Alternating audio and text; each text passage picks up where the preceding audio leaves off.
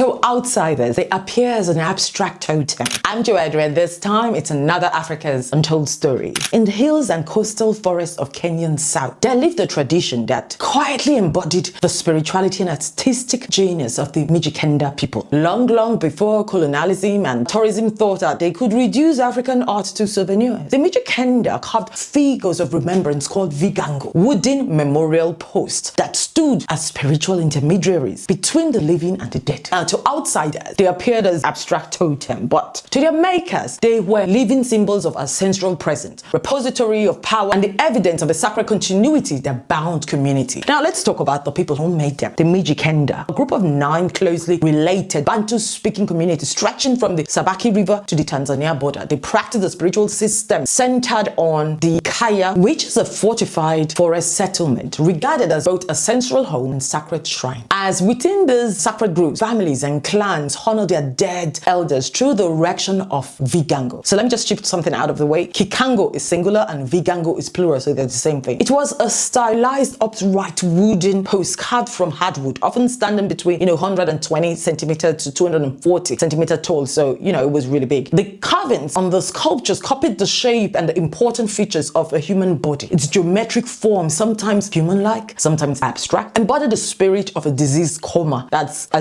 ancestral elder or moral exemplar. So once it was declared sacred, the figure served as a seat for the spirit's presence and a guardian of the household. Now you are beginning to see how important this was? Well, then they came. You know what I'm talking about now? They came. Colonization destroyed the sacred balance. Missionaries came from nowhere and condemned Vigango as pagan idols, while administrators banned certain rituals associated with ancestral worship. They were intelligent because they knew how to disorient people, that's a strategy. Make them forget who they are. And this strategy still works till today. I'm amazed. By the mid-20th century and the rise of Christianity and urban migration had already diminished having tradition. So it was not just about the spirituality that's been destroyed, right? It's about the commerce, the craftsmanship, the expertise, the raw materials, this whole logistics around it. I really don't understand why people could just go somewhere and they'll go to a place. They don't know anything about our place, but they will condemn everything. These people have had Kigango for a long time. So why would you just come into a place and tag it pagan, tag it bad, tag it backwards? And you come from a different religion. Who allowed them to do it in the first place? Is it not us that decided to accept that our parents, our grandparents, their parents' parents, our great-grandparents are pagans, primitive, backwards? So when you accept it, what do you expect? Even going as far as banning the ritual associated with that ancestral worship, that was way too far. But this was like a playbook everywhere they went. Anyway, if you think they stopped at calling it pagan, well, sit tight, just listen. What I'm about to tell you. Sassoons, that's an art historian and collector. His field work in the late 1960s revealed a more disturbing trend. Can you imagine that the sacred Vigango were being stolen and sold to foreign collectors? You tell me it is bad and you want to buy it. I don't understand. If something is so bad, pagan, backwards, why do you want to buy it? Please, what do you think? Drop your comments beneath. Western museums and art dealers suddenly became fascinated by the geometric simplicity of the carvings and reclassified them as tribal art. Because of this, the Vigango lost its meaning. They were displayed in galleries alongside West African masks and statues, and their spiritual function was reduced to just aesthetics. It doesn't get better,